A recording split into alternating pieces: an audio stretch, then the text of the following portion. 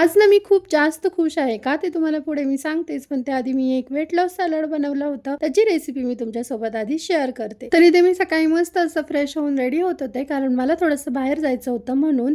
तर इथे मी पहिल्यांदा स्किन केअर वगैरे करून घेतलं, सिरम लावलं आणि माझं मॉइश्चरायझर बघा ना मोस्टली संपतच आलेलं आहे. तरीसुद्धा मी पुसून जेवढं होतं तेवढंसं पुरवून लावलं. छान अशी रेडी झाले आणि बाहेर जायच्या आधी काल जो किराणा आणला होता तो सर्व डब्यांमध्ये भरून ठेवला. बाहेर जायच्या आधी मला भूक लागली होती आणि बाहेर माझं खूप जास्त वेळेसाठी काम होतं. मग काल रात्री मी ना दही लावलं होतं आणि ते खूप मस्त लागलं होतं.